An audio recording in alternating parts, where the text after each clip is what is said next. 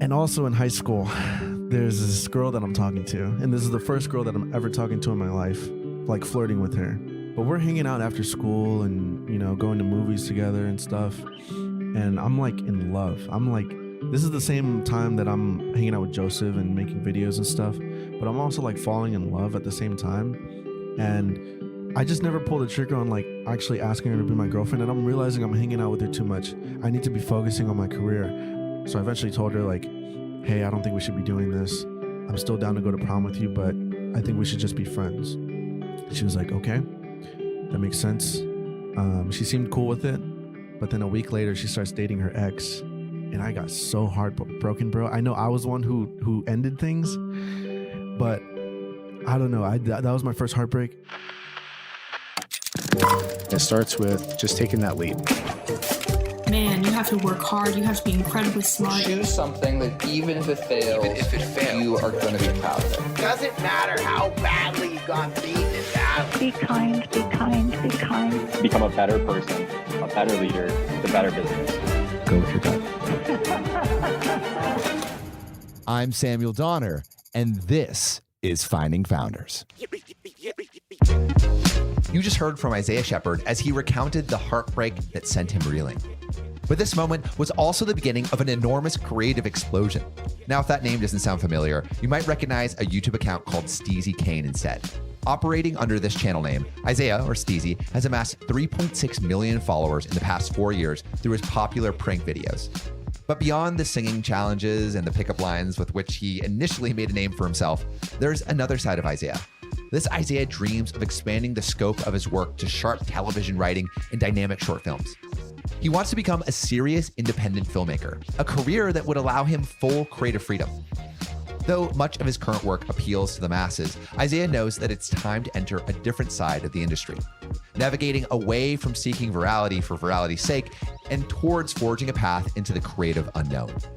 Yet before Steezy Kane, before YouTube, before his departure from the mainstream, all Isaiah had was an interest in film and a video camera. We'll get back to the podcast right after this break. The MarTech podcast, hosted by Benjamin Shapiro, is brought to you by the HubSpot Podcast Network, the audio destination for business professionals. With episodes you can listen to in under 30 minutes, the MarTech podcast shares stories from world-class marketers who use technology to generate growth and achieve business and career success. One of my favorite episodes is about how artificial intelligence is changing sales. So you might be scared of AI and think it's going to take over the world and eventually lead to our demise. But that's not true, at least for the time being. This episode discusses the overlap of sales and technology and how artificial intelligence is shaping the landscape. Listen to MarTech wherever you get your podcasts. And now, back to the podcast. I actually want to maybe like starting with your introduction to like filmmaking, or even realizing that like film and TV and movies like was something that you were passionate or interested in. I used to watch a lot of TV when I was little. Like I would watch just like Nickelodeon TV shows like Victorious, iCarly. Nothing really too cinematic, but I was always... What are you talking about? iCarly is a cinematic masterpiece. Yeah, it was just like I was always in front of the TV. Or even watching Karate Kid was a huge movie for me. Inception, that movie was also like something that I was always playing. Pearl Harbor, just always watching. And I would watch. My mom would illegally download these movies onto a hard drive. She would torrent them, and so I would only have a select few movies, like 10. So I would play them over and over and over and over again. Because I don't have like cable. Well, we did have cable, but I would rather watch these hard drive videos on my Xbox, you know. Then my mom was always against us having technology, but then when I turned 10, she decided to buy me and my brothers a camera and a laptop. Nothing too crazy. It was a $50 camera. You know, she bought that for me and my brothers, but I quickly like just hogged the camera. Like I was the only one using it. I would film everything. I made a film with me and my brothers called The Unbeatable. Terrible film. I was 8 years old, but oh yeah, I was 8. I just used my brothers as actors, and I just filmed this 10-minute film with them. I edited it.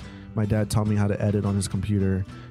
What kind of movies were you making? So you said like you were making them with your brother, but like your brothers, but like what what like was the topics that you were looking at?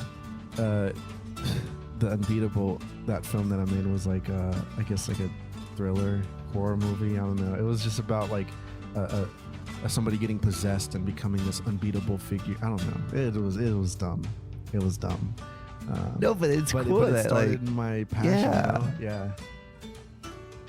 Yeah. What did, I mean, your brothers were part of it, but like, do you remember like any kids at school seeing it? Like, did you want to share this thing that you made, or was it like, dude, no one can know about this? So I was a really shy kid at school. I didn't talk at all, only to the teachers. And I obviously hid my channel from everybody at school because it would be weird for them to see me talking, and I would be embarrassed of that. Then my mom comes home one day and she's like, hey, I saw one of your friends at my work and I told her about your channel. Yeah, I got so mad. I was like, I was just like, why would you do that? You know, like I was 9 years old, but I was just like, I didn't want to go to school the next day. I tried to make myself sick. I ate toothpaste because I just did not want to go to school. I go back to school, and then one of the girls had my channel name written on her hand. And I was like, it's over. Everybody knows. And everybody was looking at me weird. Then the art teacher comes in, pulls me out of my class, and she's like, hey, I need to talk to you. You're in trouble. She sits me down and she's like, I didn't know you had YouTube videos. This is so cool, blah, blah, blah. And she's showing me my videos, and I was just like, what's going on? I was so embarrassed. Everybody's like talking to me about it, but yeah, I hated that so much. Wait, but even after like your teacher was like, this is cool, was it still weird for you? I was so embarrassed. Like, I just did not want my classmates to see me in this way, in this creative way, you know? Yeah. Well, I felt like I would be judged. I felt like I would be looked at way differently. Now I feel like I have to be outgoing in school because now they've seen that part of me. But I just want to be quiet. I just want to go to school and just be by myself, you know? Why do you like why not make the alter ego your main ego, you know? I can't. I don't know. That's not me. That's not me. I like to play a character on screen, but I can't be that person in real life, you know? When you turned 12, you were saying Disney came to town. So I remember I was in the shower and I heard on the radio that Disney is doing castings at a Hilton hotel in Austin. So I'm very unfamiliar with Disney castings. What the hell? Like, what does that mean? So they come to cities sometimes and they promote it all around the city. Like, hey, we're doing casting auditions, and they have a bunch of kids come and they just try to find new talent. And I told my mom about it. I'm super excited. So she's like, oh yeah, cool. I'll let you and your brother go. So me and my brother like get dressed up. We have like suits and stuff, which you don't really have to wear suits. I don't know why we wore suits. And then me and my younger brother go. My mom takes us and they give us a little paper with one sentence on it. I think it's something like, I like hot dogs and I went to the park and walked my dog or something like that. And we all the kids wait in a really long line to go in front of this camera, which is being projected onto this huge room full of everybody. So bro, are you like, I mean, you're the shy kid though. Yeah, I know. I was so nervous, dude. I was shaking in line and I was like, am I going to be up there? And they're like, yeah, of course. And so I get up there and I just say the sentence like, I like hot dogs and I like to walk my dog, like very monotone. Surprisingly, I did not get a call back. But my brother did. Really? Yeah, because my brother, he read it just so like energetic and like, you know how you're supposed to do it. And I didn't even know that was going to be the full audition. I was like, okay, when's our audition? You know, but that was it.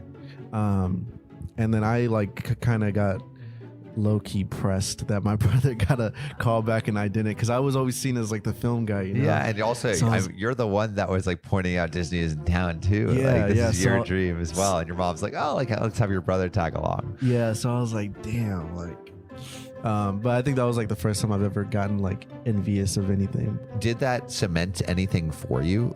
I think that I learned like when I have an opportunity, I need to go 100%, because that I really love that I experienced that feeling of envy.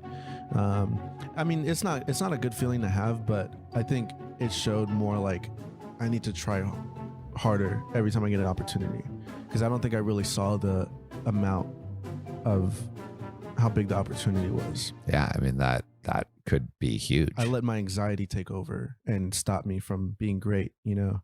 So it seemed like this experience also maybe gave you a little bit of like, okay, what does acting look like, and maybe how I could get more involved. And so between like age 12 and maybe when you were 14, did you dive more into acting at all, or was it mainly like, okay, I'm going to dive into the editing? Well, I'm not thinking like that, because I still think that this is like some side hobby thing, especially with editing. I don't see that as a job at all. Like I'm just a kid. Even with acting, I'm not looking at money. I'm just like, this is what I want to do to have fun. So I don't really see that at all as like a career or something I should pursue. But which one were you just more interested in generally? Both, man. Both, like being, I always said like I love to be in front and behind the camera. I'm very nervous being in front of the camera, but I don't know. I also just like want to make people laugh or tell stories. I remember I would just daydream a lot too, because I would just love to come up with scenarios in my head. There's this one weird fantasy that I've always had in like elementary and middle school, like of we're on a school bus and like the school bus falls off a bridge into the water, and the bus is being filled up with water, and then I have to like save the students. Everybody gets out or stuff. That's Why very do you want to specific. save the students? I don't know, like scenarios like that I would just daydream. That sounds a little dark, but like I would just, Well, it's being the hero, right? yeah, I just love like the story, or like thinking of like the camera angles, how would this look in a movie and stuff. I don't know, that's super specific. But No, but like I think it shows like maybe a little bit why you wanted to create. It's like about being the hero and maybe like inspiring people and helping them, but also doing so in a way that like looks and feels really, really good. And I think that's like what most storytellers envision for themselves. It's like they're leaders in a way, and they're leading people by their stories. yeah, and then this one Superman movie came out called Man of Steel, and there's a scene where a school bus drives off a bridge into the water. And, Like, I thought about that. And then Superman saves the kids, and I'm like, what the fuck? That's my exact thing that I've been. Yeah. So when did you get back into auditioning and doing like more acting stuff? Not until senior year of high school. We could talk about a little bit about getting into Blender. When did you start your first? Because you had you had 4 channels before Steezy Kane. The first channel I imagine was when you were super young, when you were making videos on the flip camera. Yeah. When were the other channels? So I was still using the first channel when I was learning Blender. It was around 11 through 14 where I was kind of using Blender. And like what for everyone who doesn't know, like what is Blender? Yeah, Blender is like a CGI 3D animation software. You can also, put CGI into real videos, and it's a compositing software. I don't know exactly how to describe the visual it. effects. You can do visual effects in it. Yeah. I think y'all got it. But yeah, I spent every day, I'm not even exaggerating, every day on the computer. I'm so thankful my mom and my grandma didn't really mind me being on the computer all the time, because I know a lot of parents would want me to go outside or, But at least you're learning, I don't think they saw it that way, but they still didn't like tell me anything. Maybe they did. But literally like plus 10 hours a day, just learning. I'd watch tutorials on YouTube on how to like make certain things, how to make fire in Blender. Yeah. I did all the same shit, but with After Effects. Oh, with After Yeah, Effects. Oh, that like, too. I use dude, that. and I think the thing that's amazing about YouTube is not only is it a place for you to showcase your creations, but I think it was the best playground in which to learn. Like literally anything that you want to learn, you could just type in on YouTube and learn it. Yeah, people don't have excuses nowadays. Like some people don't realize that. Yeah, you can just type in a question on YouTube or Google and you can get the answer in seconds. And yeah, I love how you explained it. It's like it was a playground to learn. Like, yeah, I mean, I learned how to do stuff that people were learning at like film school. Yeah. For free. Yeah, and probably learning it better, like at least more applicable. Like the people in film school, film school's not what it should be. And something interesting. Have you seen Everything Everywhere All at Once? Yeah, such a long movie title, but the VFX crew were 5 people. No and way. all those 5 people did not go to school for VFX. They all learned VFX on YouTube videos. That's so sick. Yeah, and I think that was a breakthrough in the industry. I think that showed people like, oh, we don't need to be hiring people who graduated from Full Sail University anymore. Hire people based on the projects and the work they do, not what some institution says they did. Yeah, I think soon portfolios are going to speak a lot louder than a degree on a paper. Oh, 100%. Yeah. So you're making these like Blender or like fire animations or whatever. How does that actually integrate into the videos that you're releasing? Or are you releasing just like, hey, I made this little fire thing? Yeah, 10-second like CGI clips. And then I do the breakdown videos. Oh, so you were doing tutorials too? Not tutorials, but they were like breakdowns where I show like the compositing of each step. And then I made this one little film where I'm in the backyard with a M4 rifle and a jet comes and hovers. It's an F-35 jet, so it has like a helicopter hover. And then I shoot the plane and it blows up. And it's all like CGI composited into real video. That's so sick. I'm 10 years old and I'm doing all the animation of the jet and the fire and the dude, that's lit, bro. I don't know how to do any of that anymore though. I need to learn Blender again, but I just it's crazy how you pick it up so quickly too. So you're putting these into your videos, you're creating this portfolio kind of like on YouTube, but you're not thinking about a portfolio. You're just like, this is kind of fun to do. Mm-hmm. How did like the YouTube stuff develop into high school? Yeah, so senior year was when all the stress hit. That was when all the senioritis came in, and I didn't know if I wanted to go to college. I didn't know that this was the first time in my life that I was thinking of career options. I was working at CVS, and how's that? For 2 years, it was terrible. I hated it, but I love that I hated it because I would think of so many ideas while I was behind that register, like just bored out of my mind. But I also didn't really have much time either because I was going to school 5 days a week from 7 a.m. to 4 p.m. and then I would go to work 4 days a week, something like that. And I would go after school until 11 p.m. So like my schedule was no time at all.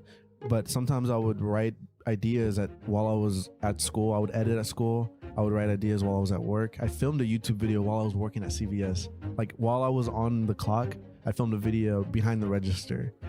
It's called new camera, Sony A6300, and then I filmed like the first 2 minutes at CVS. Wait, so this is like an unboxing video? Yeah. It starts at CVS. Yeah. I saved up 3 months to buy that camera. No way. Yeah. You seem like you're really into the gear. Yeah. Is that the kind of videos that you were making like senior year? Were you getting into like senior year, I was just making like vlogs. Yeah. What was on this? Was this a new YouTube channel from the one that you have? Yeah. So this was Steezy Kane, the current one. Can you tell me like the iteration of your YouTube channels? Because you had a couple before. Yeah. So the Blender one was my first one, but it was also a second one called Isaiah Shepard Productions. I was trying to make some like film production company, Isaiah Shepard Productions, but I don't know. Like that's where I would upload all my Blender stuff. And then after that was Kane TV. And Kane TV, I wanted it to be a prank channel because I was so into pranks at that time. That was around when I was 14 years old. And I would watch Angry Picnic, that was epic, Big Doss, all of those people, even Danny Duncan. And yeah, that's when I was watching all of those guys. And me and my friends were such a huge fan of these pranks. Yeah, why did you like them? It was just funny. And it was just the coolest shit to me to act the most ridiculous and get away with it. Because it was like a camera was like a safety net. I now have an excuse to go up and talk to girls. Even that sounds creepy, but at the time, like these videos were so like, it was such a great way to actually improve your confidence. And I think me being so insecure, this was finally a way for me to get out of my shell and actually talk to people. So me and my friends would film pranks at the park with an iPhone. And I went up to girls and I asked them if they wanted a kiss, but it was a little pun where I give them a chocolate kiss. And it was like all my anxiety went away because I knew there was a camera on. So the camera was like a life hack. Like I can do whatever I want because I can tell these people, oh, it's just a prank. That's why I'm acting so weird. And then they think you're the coolest person ever. Oh, that's so cool, blah, blah, blah. So I would never do this without a camera, but this made me get out of my shell very slowly. What was the reaction to the kiss prank? It was always like, "Oh, you're so sweet. That's so funny. Oh my God." It was always very positive. So me as a 14-year-old, I was like, this is the coolest shit ever. Oh my God. So I just started making a lot of prank videos, and I would also upload skits on there as well. Just everything filmed on an iPhone. But you're making these prank channels, Kane TV, but it's not doing too hot. Yeah, I'm not really seeing it go anywhere again. I'm young, so I'm like, I don't see 5 years. Yeah. And then I stopped making videos. Why did you stop? Yeah, so I'm like 15, 16, and I'm just not really doing anything. Then my parents just kind of like separate, not like fully divorced yet, but my dad's like not home at all. Yeah, what is that like? Because we've talked about your mom a lot, but I haven't really heard much about your dad. Yeah, so my dad, like around the age 15, he just kind of like left a little bit, but sometimes he'll come back. Me as a 15-year-old, I'm just like not really paying attention to it, you know? I'm just like, oh, it's whatever. And then my mom and my dad start fighting a lot, and then eventually my dad gets arrested, and my mom finds out that he was like out doing drugs, he was out cheating. One time he took me to the bus stop when I was 15. He had a hoodie on, he was shaking, he drove me to the bus stop, and I'm noticing that he's like weird. I just thought he was tired. I'm 15, so drugs aren't really in my head at all. So I get out of the car, go to school, and then when I come back, my mom, my grandma are all like sitting next to the TV watching the news, and they're trying not to show me, but I see that it's our car upside down in a creek. I don't know what drug he was on, but he just drove the car into a creek and went upside down, and then he went into the hospital. That was when I started noticing, oh, okay, my dad's doing a lot of drugs, and then he gets arrested for possession of drugs and all of this stuff. Long story short, my mom divorces him, and then he moves to What's Dallas. your perception of all of that, like as it's happening and as it's unfolding? Because like maybe it wasn't on your radar initially, but like you're kind of confronted with it, right? I've always kind of been good at kind of like flushing out my feelings and like just not really paying attention to it. So that's what I would usually do, which isn't the healthiest way because it kind of bottles up. I mean, I obviously got like really sad about it sometimes. I don't know. I was pretty good at just kind of like not really paying attention to it, but that's not to say that it didn't affect me. It definitely did. How do you think it affected you? Made it harder for me to be friends with people or build relationships or trust people because I don't know, I saw somebody who like taught me how to edit and gave me my passion and all of this. You kind of turned into a whole different person. I don't know for sure, you know, it's subconscious effects, but again, I was pretty good at just kind of ignoring it and not letting it affect me too much consciously. But of course, subconsciously it did something, but I'm not too sure of it. But yeah, my mom got really sad during this time, and I saw her get really skinny, and she was just so sad. So that part was also like really hard for me too. How did your brothers like handle it? For some reason, I don't really know. I mean, we would talk about it sometimes, obviously. And I mean, sometimes like my dad got out of jail and then we'll like go eat with him and stuff like as a family. And then sometimes we went to the skate park one time and we'll just hang out and stuff. And then he moves to Dallas. You know, now they're officially divorced, and my mom found another guy that she's still with, which is awesome. They've been in a relationship for like 7 years now, so that's really cool. I really love that guy because he makes my mom really happy. And then my dad went to Dallas and found another girl, and then yeah, I mean that's what happened. When he like moved away, did you see him even less then? Yeah, I mean I didn't really see him at all, really. Yeah, because he's in a whole new city and stuff. But you know, sometimes we would text, and you know, he was like really proud of me about my whole YouTube and stuff. Yeah. So like with YouTube, I mean, like I imagine that sounds super, super hard, especially with like someone who taught you like so much with editing. I guess that's why I had a lot of mixed feelings about it. I was always super grateful for him. Like he didn't have to take the time to sit down with me at the computer, teach me how to edit, teach me how to use Photoshop. But he did all of that when I was at a young age. But it's also like it's hard to like admit that. I mean, like initially, we didn't talk about that at all. I didn't actually hear about your dad at all, like initially, and so it's like I feel like it's like to segment those kinds of things because that's how I cope too. Like I kind of like box things up and put them aside. Yeah, you know? I do that a lot. But yeah, and then I guess it kind of goes into junior year when I'm about like 16, 17, and I kind of know senior year is coming up, and graduation is going to come up sooner or later. So I make a YouTube channel, Steezy Kane.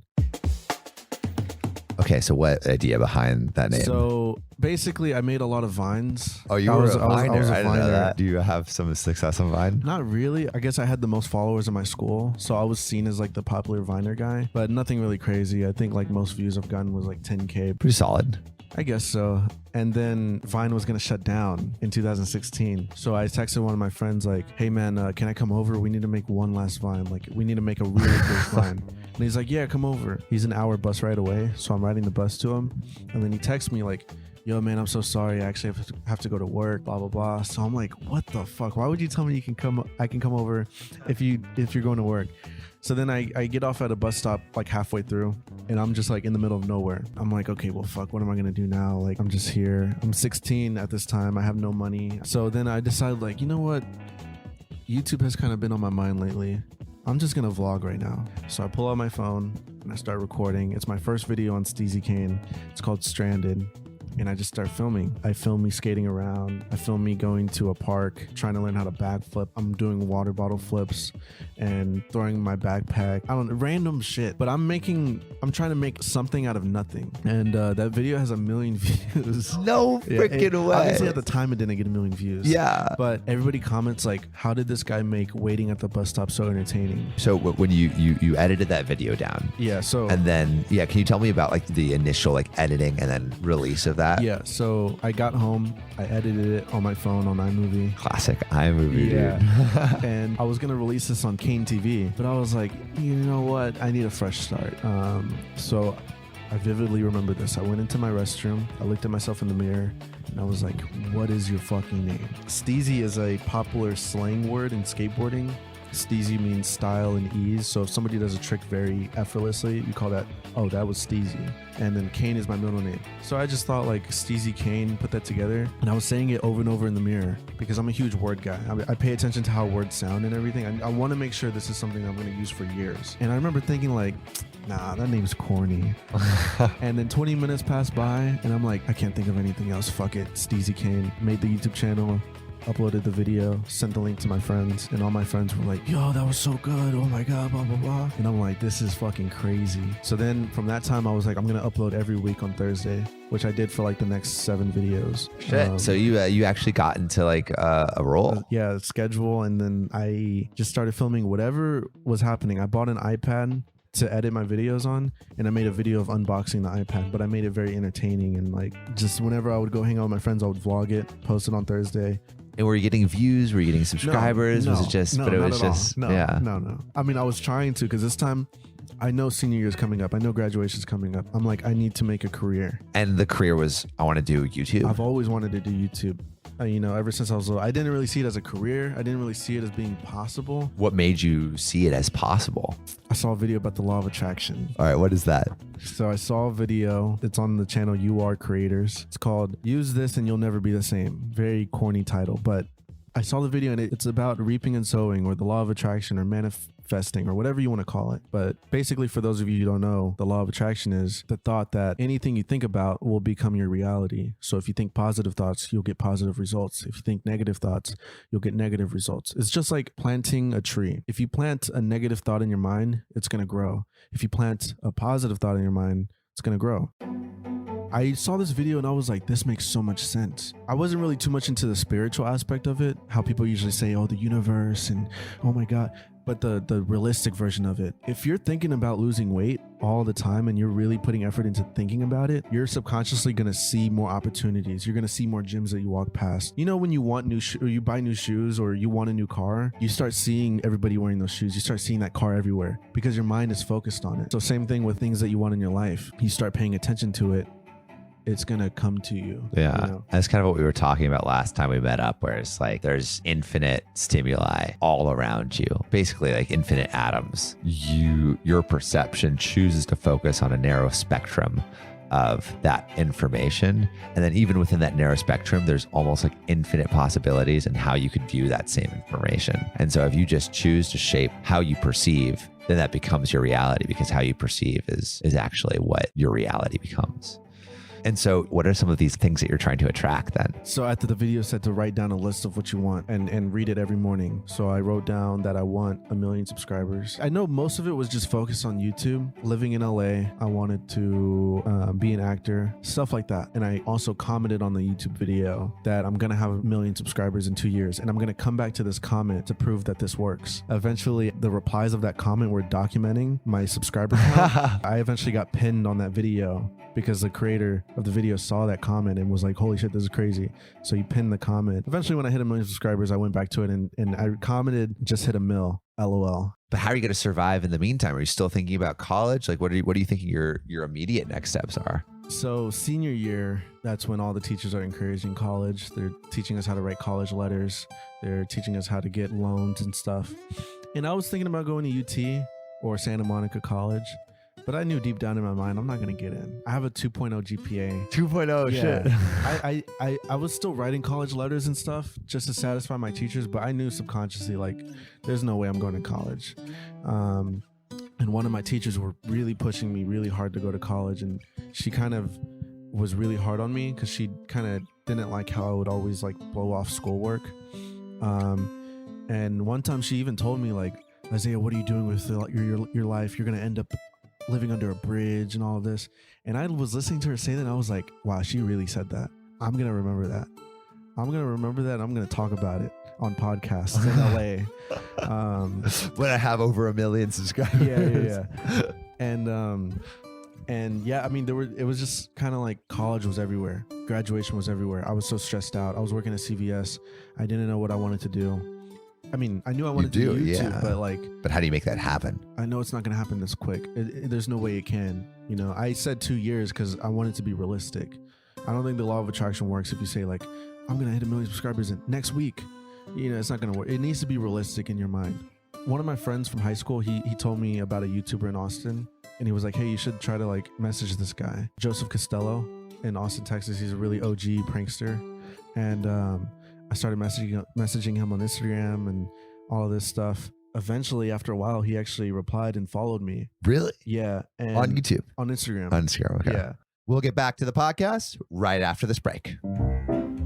When was the last time you heard someone say, it's almost too easy when talking about a piece of tech? Well, maybe with like Steve Jobs and the iPhone, but it doesn't happen often because tech usually isn't easy. Like ask any person over 70, you know, like they don't know what they're doing. Tech is usually too complicated, too busy, and too frustrating when it should be just plain easy, like kicking a soccer ball in any direction. The HubSpot CRM platform is like all of those things. It's ridiculously easy to learn, use, and love. A passionate love with a suite of powerful tools that seamlessly connects your teams and customizable hubs that you can add or subtract as you grow.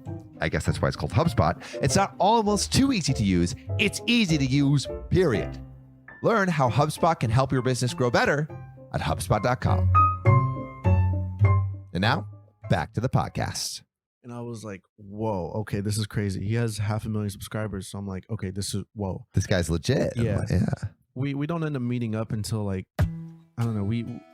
I would text him, but he'll take really long to reply and he's always in the location where I work at CVS at UT. So I'm always hoping that he's going to come into the store and we're going to talk and stuff. And New Year's comes, 2018 New Year's. And I'm sitting at the cash register, bored as hell, just thinking of like, what am I going to do? I have no friends to go hang out with. Like, what? And then these group of sorority girls come in, all dressed up, ready to party. And because I work at the CVS on campus. And then I was just so lonely that I just asked them while they were buying all this alcohol. I was like, hey, what party are you guys going to? I don't have any plans. I just need to go somewhere. And they were like, oh, we're going here. And then they give me the address. I skate over to the party in my uniform. I go there and I play beer pong and all of this, but I have somebody else drink for me because I was sober. And then eventually it was just like, what am I doing here? I'm at a frat party. I didn't like the energy of all the drunk people, so I just leave. And it's like 11:30, almost about to hit New Year's. I'm going to go to 6th Street. 6th Street's a very popular part in Austin, and I know Joseph Costello is going to be there. This is when we could finally meet. I know 100% he's going to be there.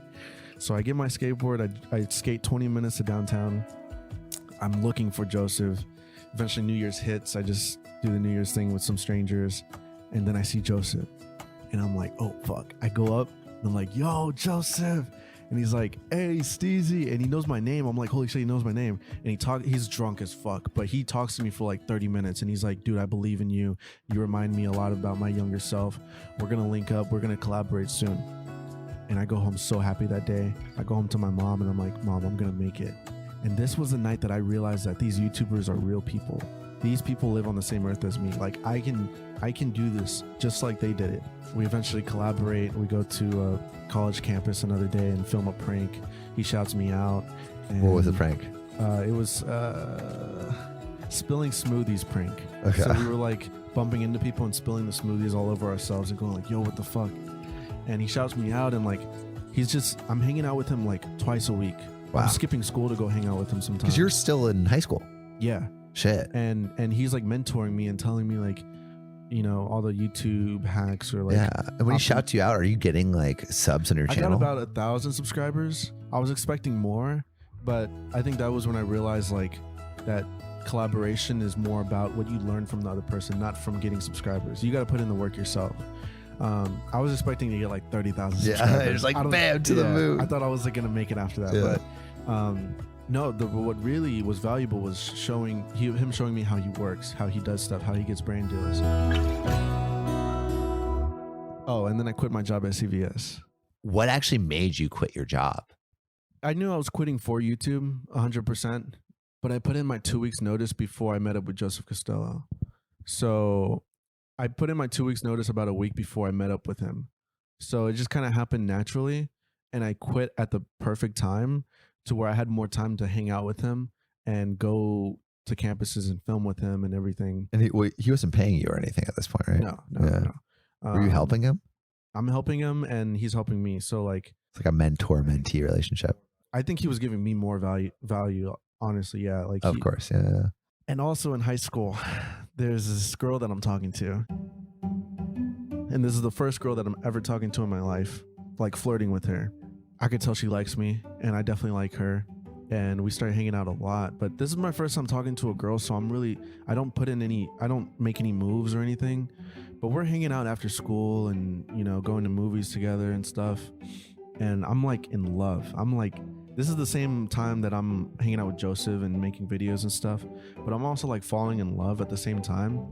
And eventually, this is a roller coaster. Okay, I'm ready. I'm ready for it. I'm buckled in, dude. It ties in. It ties in. Yeah. So eventually in February, I asked her out to prom. I could never see myself doing anything like this. I was always the guy who never talked to girls. I make a poster. I put her face on it. I make the word prom out of her face, which is creepy. I mean, I cut her face out on pictures. And what do you say? Cut her face out. It sounds like Hannibal Lecter. Like yeah. But that's what I did. And the prom poster said, "Can I take you to prom?" But the U2 was the YouTube logo with the BE cut out, so it was U2 prom. So corny. But everybody in the school knew that I did YouTube, and so I thought that was like a cute way to ask her out to prom. And I never pulled a trigger on asking her to be my girlfriend. You don't do it.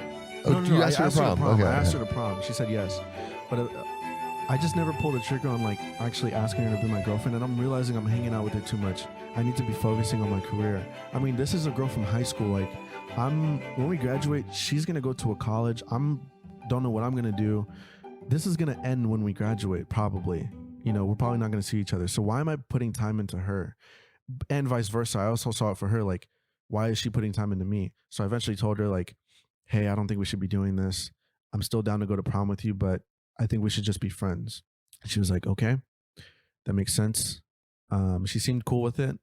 But then a week later, she starts dating her ex, which is a really popular guy in school, probably the most popular, really buff. He's like on these huge Texas soccer teams.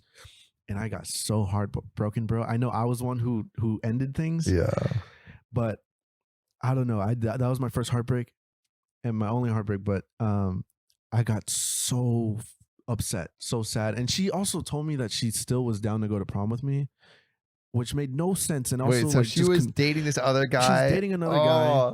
And she's like, no, I still want to go to prom with you. Like, why are you so mad? And she's like, yeah, I'm dating him, but like, you asked me out to prom, I'm gonna go with you. Oh. And I'm like, what are you? That made me even more mad. I was like, what? That makes no fucking sense. Oh. So I'm just like heartbroken. So rough, dude. And then this in high school is when I made, I don't know, the heartbreak gave me so much fuel. I was like, fuck this shit. I'm Yeah, gonna blow up channel on the YouTube. dark energy, bro. So this is when I made my first song in public video. So I go to the college campus. I sing Mine by Bazzy in public. And this eventually goes off to be my most popular series. But yeah, I mean, I was just, the heartbreak is such a very important part to the story, because if the heartbreak never happened, I don't think I would be as big as I am, because that is what gave me the fuel. And I see that a lot in people's stories. Even Mark Zuckerberg, he made Facebook the night that his girlfriend broke up with him. And heartbreak just makes you want to like get revenge with success, you know? I think there's two routes you can go on a really traumatic experience, even like a heartbreak. There's some people who can take the route of it ruining them and blaming it for the rest of their lives. Like, oh, I'm this way because of this. I'm this way because of that. And then there's the other route that you can go where you can use that as fuel, and you can, you know what? I'm going to fix myself. I'm going to fix the situation. I'm going to stop feeling like this. So how did you use it, dude? Like how did you actually channel that energy? I put it into my videos, and I put it into Joseph. You know, I made my first song in public.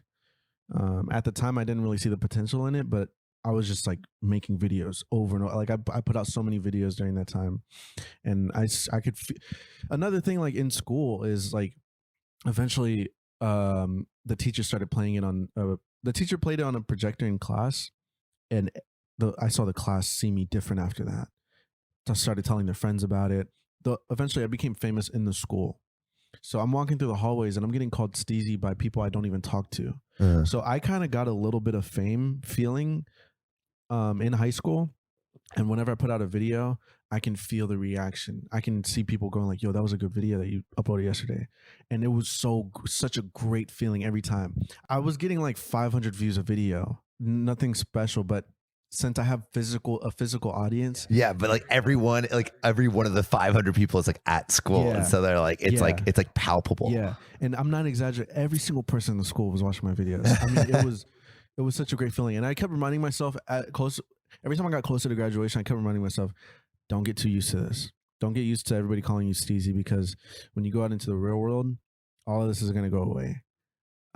For a little bit, even just to prove my ex wrong. She's not really my ex because we never really like were officially dating, but every time I put out a video, like I just always wanted her to see it, for her to see the energy that I'm getting. You know, walking in the hallways, people calling me Steezy, and she's walking past too. You know, I'm like, you made a mistake. Yeah, and then prom comes, and I don't go with her. I decide not to go with her, and then graduation comes. Joseph asks if I want to go to LA for a week. And I'm like, fuck yeah. I have a little bit of money saved up from CVS.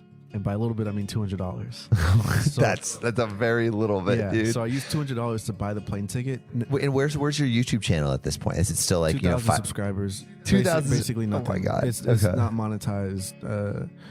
It was monetized, but I was making like 50 cents a month. Yeah, nothing. So then I buy the plane ticket with $200, and I'm broke now. So I ask my grandma for another $200. I'm like, hey, I'm going to LA. Can I please have like $200? She gives it to me. I'm like, fuck yeah, now I have a budget. I really thought $200 was going to be enough money for a week in LA. Bro, I'm so dumb. So eventually I go to the airport with Joseph and another friend, Lorenzo. So I'm going with Joseph and Lorenzo. We fly to LA. We land, and I'm wide-eyed. I've always wanted to be here. The weather's so good. The sun is crazy. The hills, like, just in another world. We drive straight to Hollywood Boulevard, and we start filming one of my videos. And what's funny, when we go to Hollywood Boulevard, we park in the garage of this apartment, which I didn't. No way. I didn't even know. Somebody pointed it out to me, like, hey, the apartment that we are doing this recording in right now is the parking garage that I first parked in LA.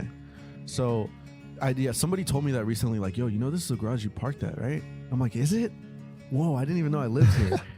So we go there, we film content like all over LA and blah, blah, blah. And we're staying at this guy's house. His name is Guy. Like, that's his actual birth name. in Calabasas. I'm so thankful for him for letting us stay there.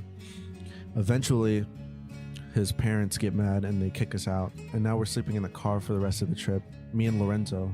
Joseph's staying somewhere else. Because Joseph, you know, he has 500,000 subscribers. He can afford. Yeah, he has money. Yeah.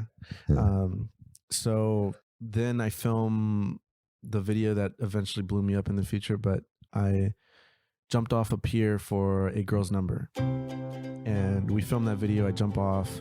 The lifeguard gets me, eventually lets me go. Then the girls invite us to a Malibu campfire that they were doing. So we drive over to Malibu and we filmed that as well, going up to meet up with them.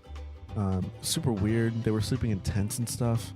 They had a fire and everything. Their mom was so inviting and was giving us marshmallows, and there was no way for us to shower. And keep in mind, I just jumped into the ocean and I had to sleep smelling like sand, very musty. So me and Lorenzo look up some stuff on Reddit, like places to shower in LA for homeless people. You guys are really living Yeah. the edge here. Yeah. And so this one subreddit thing said that the UCLA gym showers is a good spot. So we did that, went into the shower, did a quick 5-minute shower, and got out and slept in the car again. And yeah, great memories. I like, honestly, the low points were so fun. I don't see this part as depressing at all. I loved this whole week. So I fly back to Austin. I have no money, so I'm looking for a job. I applied to a security job, and I'm feeling pretty low, honestly, because I feel like my LA trip, I didn't really get much out of it. I'm still editing the videos. Why do you feel like you didn't get much out of it? I posted the Pier video on YouTube. Didn't really get much traction. Yeah. And I sent the video to WorldStar as well. One of my friends gave me a WorldStar email. So thankful for that. They didn't really respond after a week. So I'm like, okay, well, fuck. I just feel like I spent all my money on LA for nothing. So I'm looking for jobs. I found this security job. I got an interview. I take the bus. Literally, I have $5 in cash. I'd spend $250 on the bus to go downtown. So I'm already like almost out. I go to the interview, and I remember being in the interview, sitting down with this old ass guy, and I'm like, what the fuck am I doing? I'm getting another job. I'm like back to square one, dude. Yeah. And like, you'd quit your CVS job so you could do YouTube. Ideally, you're blowing up by this point, but now it's like, fuck, like I'm basically getting a CVS job again. Yeah. And I remember in the middle of the interview, the guy asked me, like, do you really want this job? Tell me right now. If you say yes, I'll hire you right now.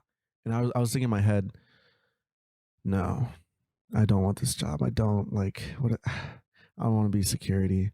But I said yes because I knew I needed to. He's putting me in the system. I feel my phone vibrate. I pull out my phone and I get an email from WorldStar. Hey, we're posting your video. Can you sign this contract? We're gonna pay you $50 for it. I signed the contract and what was the contract? It was like a licensing contract for the video.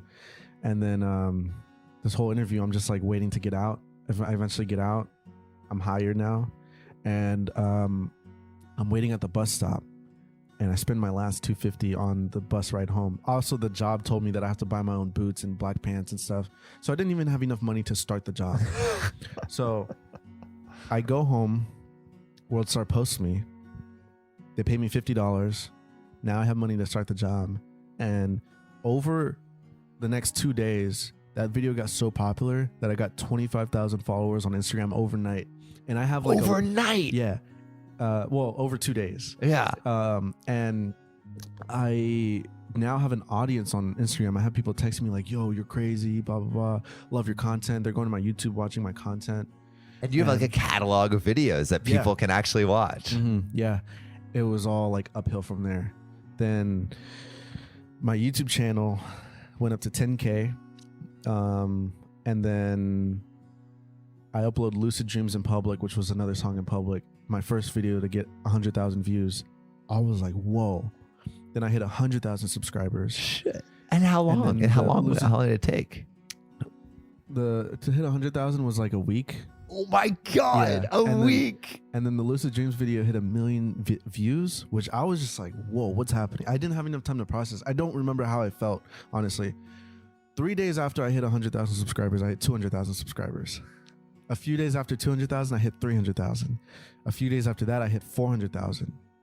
The whole month of September in 2018 was like hell, but in a good way. Yeah. I don't know if that makes sense. I honestly don't remember how I felt. Every day I was getting 30,000 subscribers. I just couldn't process everything. It was everything I've ever wanted. Yeah, like the dream was coming true. Like this was the dream. Eventually it stops at 500,000 subscribers, and my AdSense was also like going really high. Most money I've seen in my life. My first internet check was $17,000. Oh my god! Yeah. Did you quit? Did you quit the security job?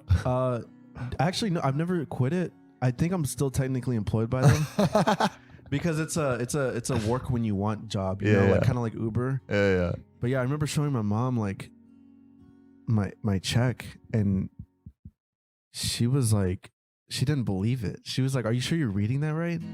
Like, yeah, son, you're not getting $17,000. It's not right. Like, because it defies like logic, essentially. Yeah, like for making videos On the internet. Yeah, like You've been doing this for like 10 years. You think you're gonna make money suddenly now? Yeah. And at that time, dude, I was just like, now when I go out in public, people are recognizing me and calling me Steezy. And I'm like, whoa, what the fuck? This is just like school. And I told myself not to get used to this, but it's already happening in September. This is only like 4 months away from when I graduated. Yeah. So Joseph Costello, like, are you telling him? Yeah, of course. And he's like proud of me. He's like, I knew it was going to happen. The only thing is, when I blew up, when I went from 10,000 to 500,000 subscribers, I haven't uploaded a video. So now I had so much anxiety of like, people are watching my next move. I don't know what I'm going to do. It was like I was put on a stage and they're waiting to see what I'm doing next. And then I upload a Q&A video. The worst thing I could have uploaded. But I mean, it was all good. Like, so much stress made me like choose a safe route, but eventually I started uploading more content. This is also when I post my first short film, The AirPod Curse, and I got my first apartment as well. Moved out. No, in Austin. It was like 5 minutes away from my parents' house, so it was still like close to home. So yeah, now I'm like was paying for my own apartment. Bought a car. I'm like living so independently now. I remember even the leasing office guy told me like, congrats, man. He shook my hand and was like, yeah, I've never gave an apartment to an 18-year-old before, so congrats. I was just like, I felt like a boss, you know? And You're in charge of your life, dude. yeah. Then my checks slowly start going down in revenue. How does that look? Next month was 10,000. Next month was 7,000. Next month was 5,000. And then eventually YouTube copyrights my whole channel. Wait, okay. Oh, yeah. So what tell me about that day. So I was using copyrighted music in all my content. And, you know, I didn't really see how this would bite me in the ass in the future, but, you know, every single video was copyrighted now. Now that I was on the map, YouTube copyrighted like almost everything. Yeah, so that means you can't make any money from those videos. Yeah. So now each month my revenue was about $1,000, $2,000-ish dollars. There was one month where I made $500 with 1 million subscribers. And I was paying for a $1,600 apartment, and I almost got evicted one month. And I was like, holy shit. You didn't have any money left, or rough. Just You know, when I made $500 that one month, I just couldn't afford rent.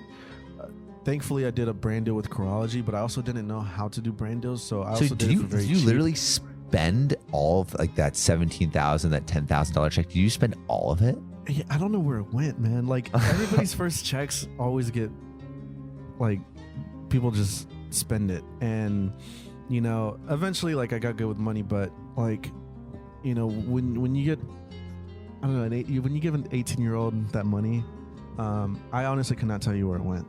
I didn't spend money on anything crazy. You know, I was just like, damn, I have 1 million subscribers and I'm broke. I can't even afford a filmer. That's crazy. And I eventually met this guy, Dennis, and he started filming my videos. And he was like, yeah, man, don't pay me.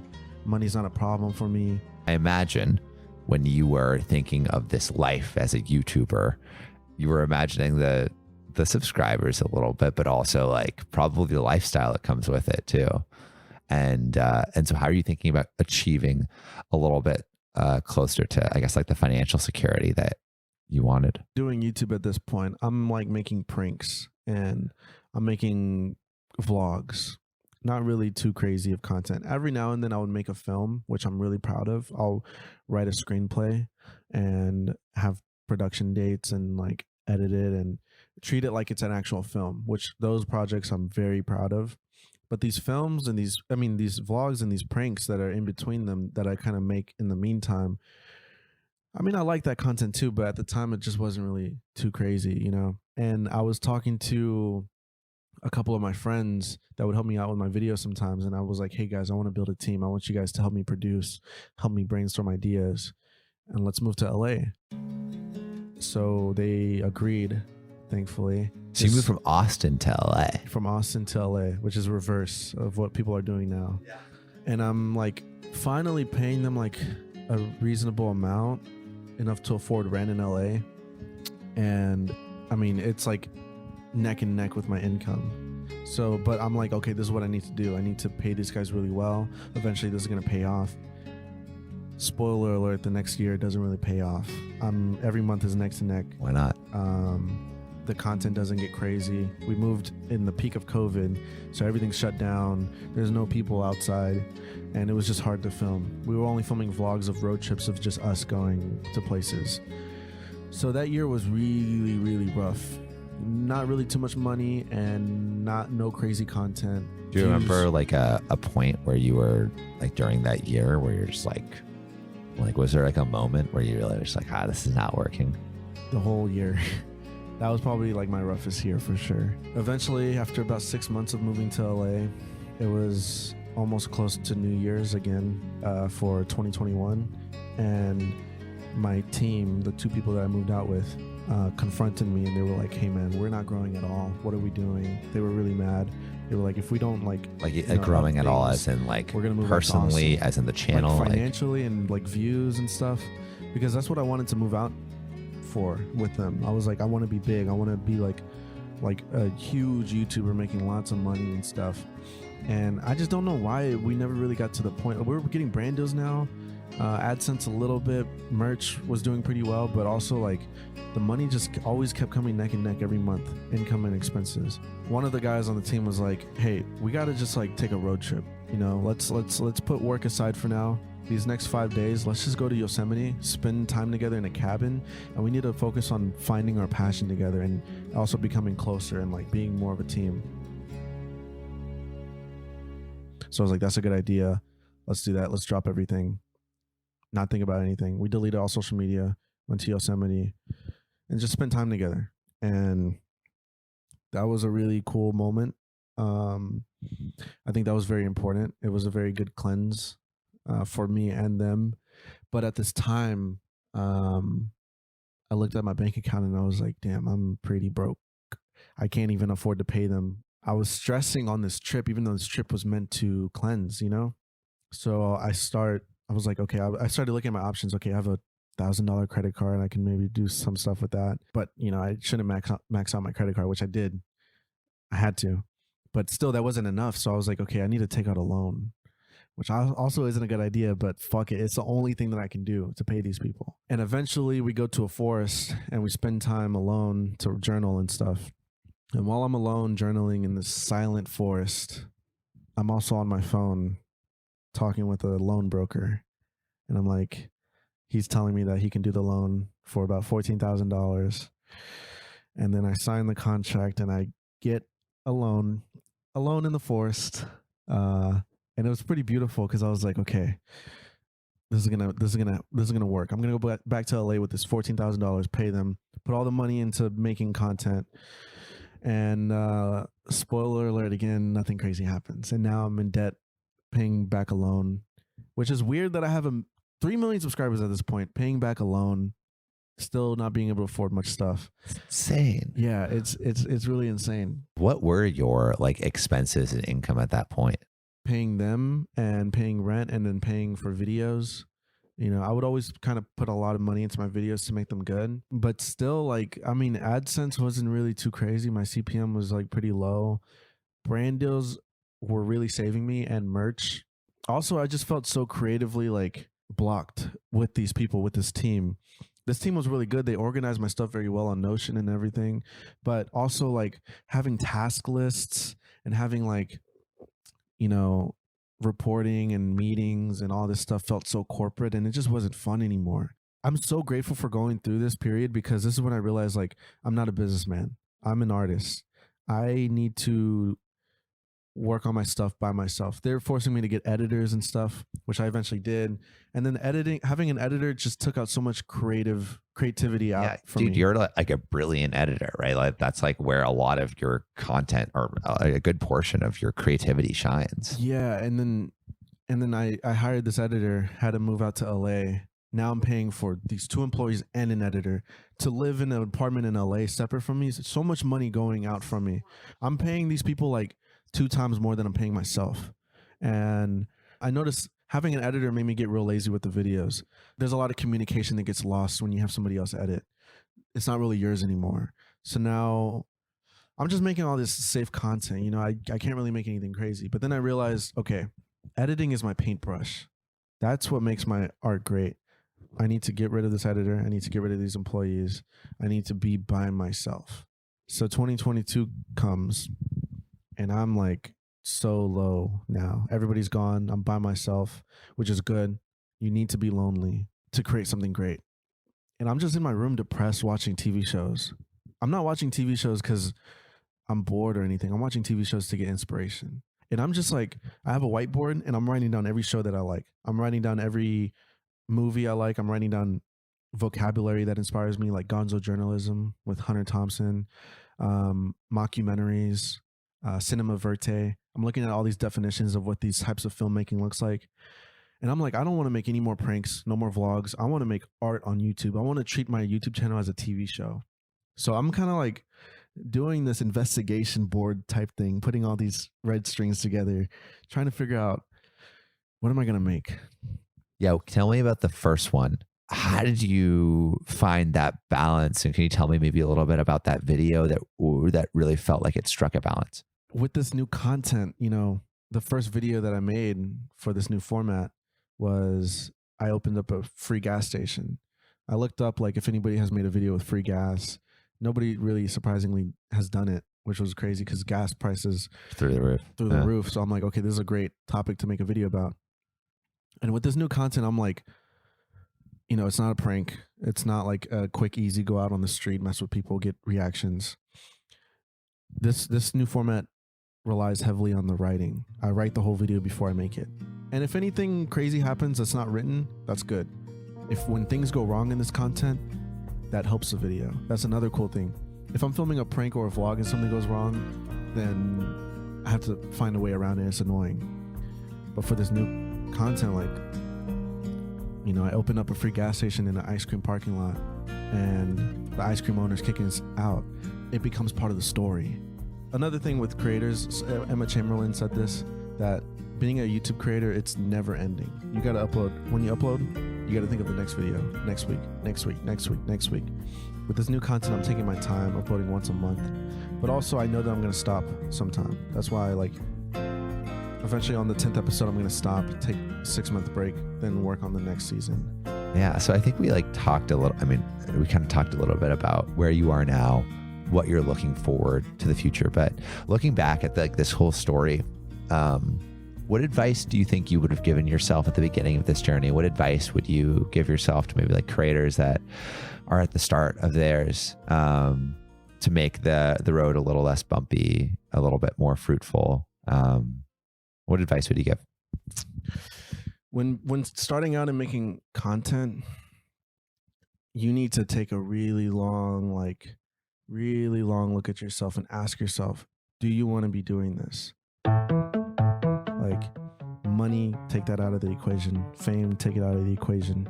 How would you feel doing this like 5 years from now? And are you going to like it?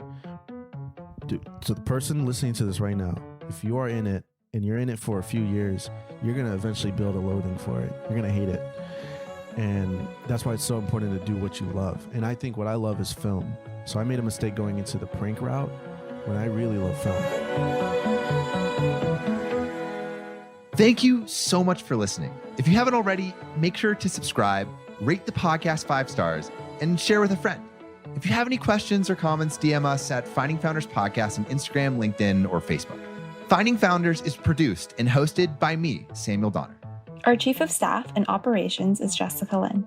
Our audio editing team lead is Adrian Tapia, with support from Irene Van Berkel, Matt Fernandez, Nay Buchanan, Sophia Donner, David Saide, Ashley Jimenez, Nicholas Guzman, Aaron Devereaux, Sanessa Gisley, and Lois Choi. Our outreach and research lead is Kenny Ong, with support from Sarah Hobson, Charisse Tan, Harushi Kanauchi, Kristen Hagelin, Aya Cortez, and Valencia Lu. Our writing team lead is Elizabeth Bowen with support from Aiden Ashworth, Nikki Mukawa, Sylvie Wang, and Eric Mena. Our design team lead is Shruti Ramanand with support from Tiffany Dang, Yao Liu, and Dina Gabriel. To see more of what we're up to, subscribe to our newsletter at findingfounders.co. Thanks again for listening, and see you next week.